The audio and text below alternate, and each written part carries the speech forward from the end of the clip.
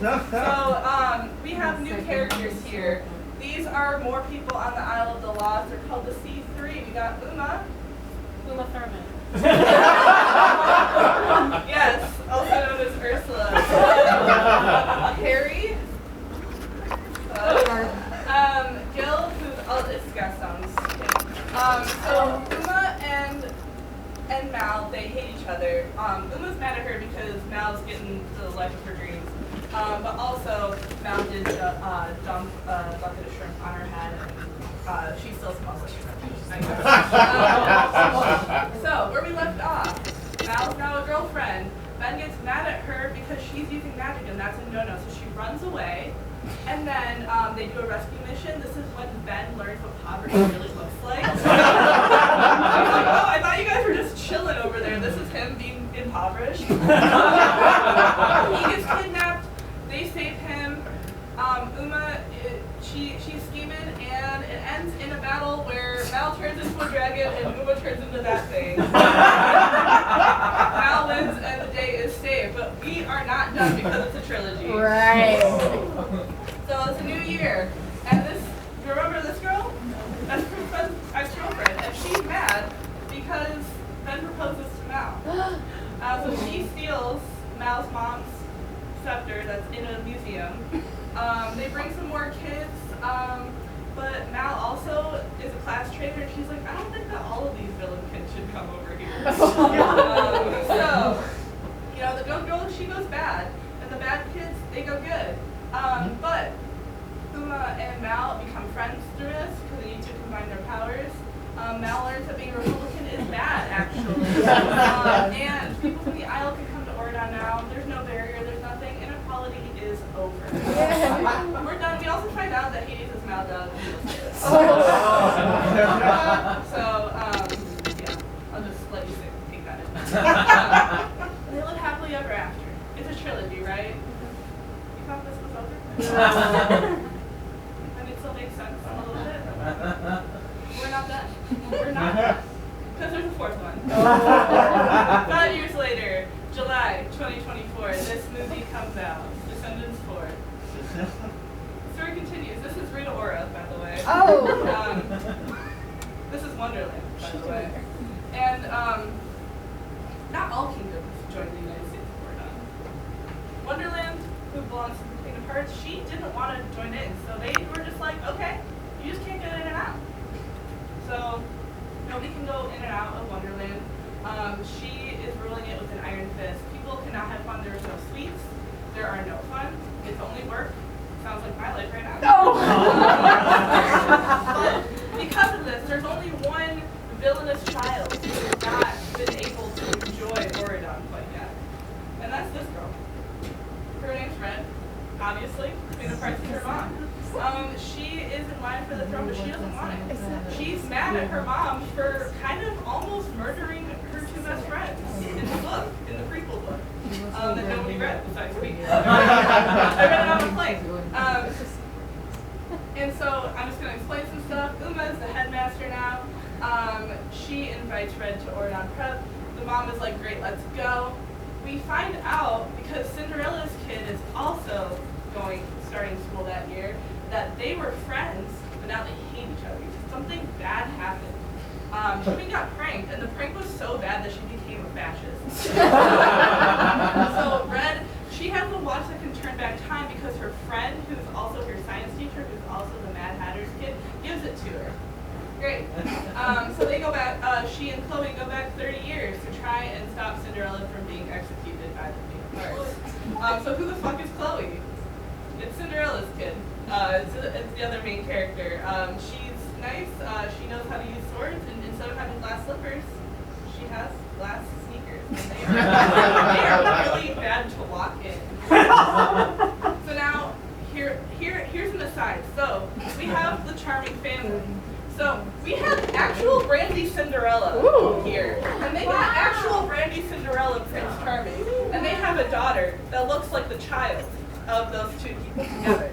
But canonically, this guy is still their kid.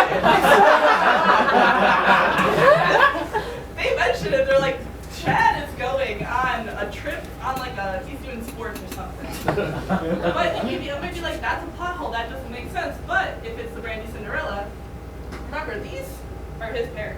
So nothing matters, and it's all correct.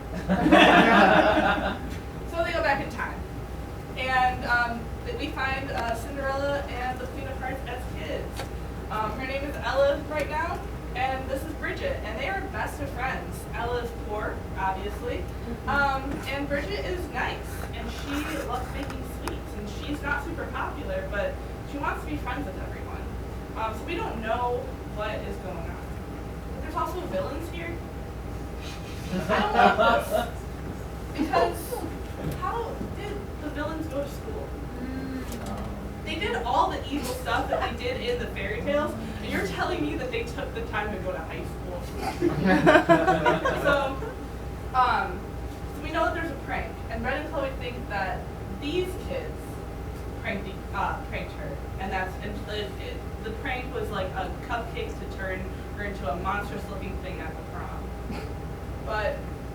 And then they take the book, and then they just peace out. They don't see how the dance plays out. They just go back in time. But the day's saved once again. The Queen of Hearts is so happy to be with. She loves her daughter for the first time. She didn't like her before.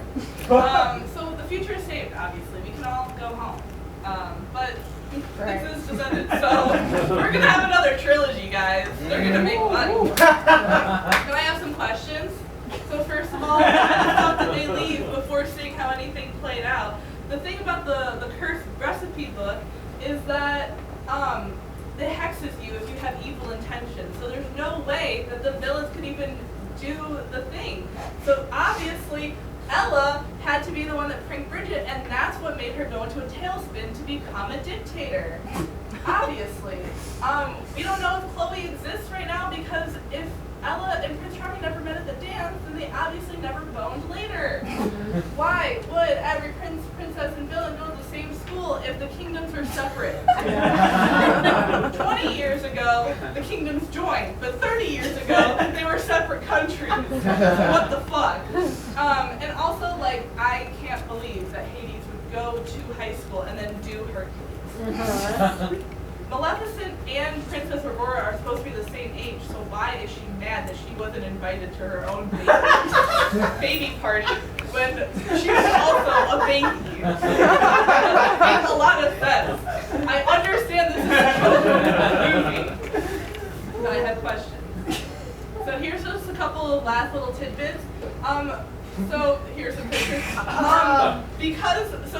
In Beauty and the Beast, it's a curse. But apparently the curse is genetic, because under stress he goes into in one of the songs in the fourth movie, Red does say that Prince Charming is hot, which is awkward. This is Jasmine, that's Aladdin, their couple name is Jaladin. In the books we have a little bit of insight into Ben's diplomatic duties, and he has to go do a peace thing between the country of China and Agrabah, which border each other. So there's fictional countries except for China. I wonder how big it really is, or if it's just the wall. Like it's just like a part of the wall, like a little bit of China. And then the lizard, they just forget about her. They deal with her mom, and she's like, I don't care about her anymore. She just disappears. Also, Val has a half-brother, because in one of the books they mention that Hades has a son, and then we find out that Hades is her dad, but they don't know about it. I think they're just getting a little too in Louise here. So this is But I do regret to inform you that in the research of this presentation, I did find that there was an entire animated television show that I never watched. And I am a hacker fraud. So just take what I told you today with a grain of salt. I'm an unreliable narrator. Now, I will open the floor to questions. Which was the best one? Sorry. Two. Two is the best one. Two is the best movie in any Kenny Ortega. I agree with that. Yeah. I have two questions. So, my first question is, there was Uma, Yeah. right? But she had two villain kids with her. And Yeah. the villain kids also looked like they were of the sea, but they were not of, like, their parents weren't of the sea, so I'm wondering, like, what that connection is there. Well, they're on an island. Oh, okay. So I think like when they were kids, well, I mean Harry is a pirate. His dad's a pirate. Who was his dad again? Captain Hook. Right. Yeah.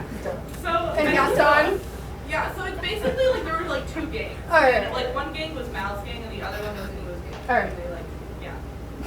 My second question is the girl who like headlines the third movie, is she one of the same actresses as like she looks exactly the same as one of the core four? Is that actress the same, or am I like just saying that these bitches look the same? Wait.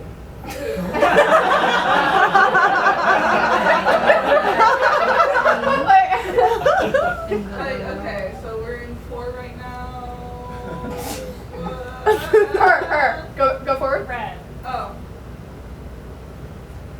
Is that not? No, because this person's like 10 years younger than the main cast of like. Is she not the same person? No. That's not the same actress? No. She looks exactly like Stop trying to figure it out. She looks exactly like I forget her name, but she's in the core four. She's blue. Oh no. Kim Cantrell is not the same as Sophia Carson. They look the same.